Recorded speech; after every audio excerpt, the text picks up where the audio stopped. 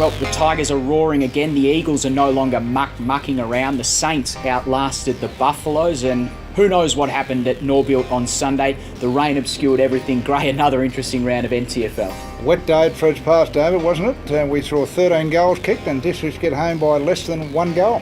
It was a terrible day, but one thing that stood out for me watching the vision, Gray. Let's have a look at some of the vision. We can see here that terrible conditions as we've seen, but it didn't stop this water carrier from still playing the good old-fashioned prank, spraying his mate. Let's have a look again in slow motion. Unbelievable. The kids still found it fascinating, but the weather was extraordinary, wasn't it, Gray? First half, you can hardly see the players, and I'm sure the players would have preferred to be off the ground rather than on it. It was very wet out there at Norbuilt Oval. District scraped across the line, and they take on Waratah this weekend in another must-win match for Southern Districts, Gray, to consolidate their spot in the top three.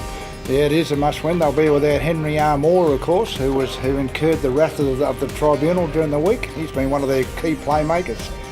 But the word is that Richard Tambling will play this week. He's been named for the last 4 games, I think, and played probably one of them. But the word is that he definitely will play against Waratahs on the eve of the finals, David, because we're only 1 month out. And Waratah, they are on the verge of becoming the least successful Waratah side in the club's history, so they'll be had to change that, certainly. Been a terrible run, 14 losses in a row, and they have to snap it against Southern Districts at Marara, so a big task. Big game between Waratah and Southern Districts. Waratah, they were outrun by Wanderers during the Foundation Cup game, Gray, and that makes it 5 out of the last 6 for the Muck-Mucks. They're starting to really hit their straps at this time of the season. They take on the Tiwi Bombers on Saturday evening. Yeah, huge game for both sides. I think they're 4th and 5th on the ladder right now. The loser, of course, will probably drop out depending on what happens in the Palmerston game, so there's a lot at stake. And as you mentioned, the Tiwi Bombers, they weren't impressive at all in the first half. Then they turned it on for a half against Nightcliff. They've always been a little bit inconsistent in games, and on the weekend they're exposed for that inconsistency, Gray. Could not get their game going for probably 2.5 quarters, Dave, and then the last quarter, we all know, they kicked 11 goals without a miss. So if those guys ever want to play 4 quarters of football, I would even go and watch it. Wanderers versus Tiwi, sure to be another cracking match, and that game will be live on AFLN TV. Then, of course, Gray, the next day, well, it's going to be called Milestone Day. It's a massive day, not only for St Mary's, but also for the NTFL. Iggy Vallejo, he's a household name amongst NTFL supporters, and he celebrates his 300th game.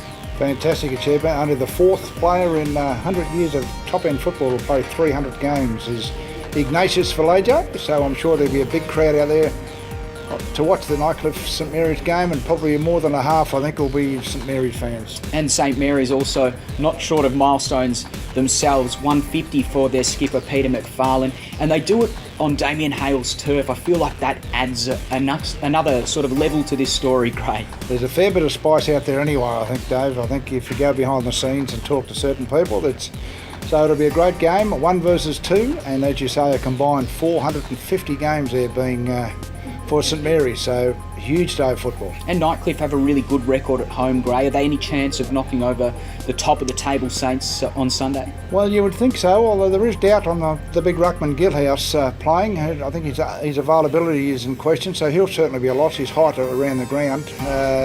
But St Mary's, of course, I think every player on the St Mary's list wants to play in this particular game. So I think you'll see a very strong St Mary's side. Huge game, that game at BMI Oval on Sunday afternoon. And of course there is one other game that we haven't mentioned as yet. The Buffaloes taking on Palmerston. That game will be live on AFLN TV from 5:30 on Saturday. You and I, Gray, I think on the call, is it?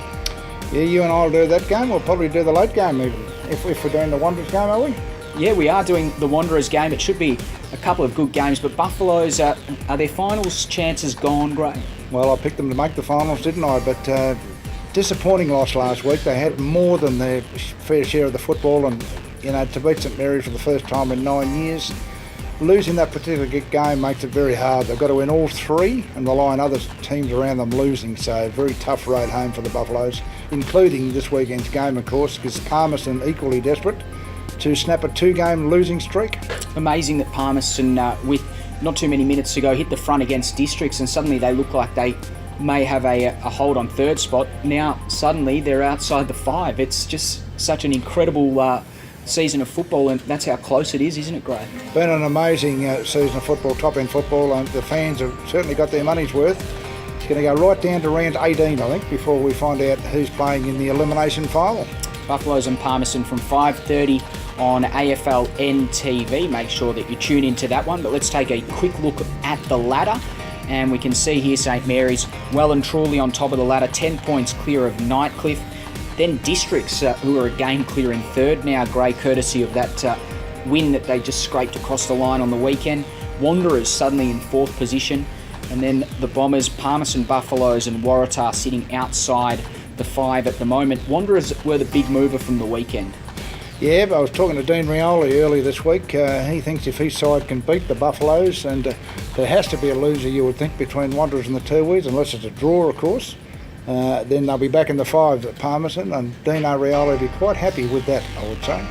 Still anyone's game at this late stage of the season, Gray, and it should be another cracking weekend of football. Make sure you get down to the grounds if you can. TIO on Saturday or Nightcliff on Sunday, but if you can't, we've got 2 games, a doubleheader on AFLN TV, the Buffaloes and Palmerston, and then of course Wanderers and Tiwi. So tune in for all that action live on AFLN TV, or get down to the ground. But from us here today, we'll see you next week on DK and Gray.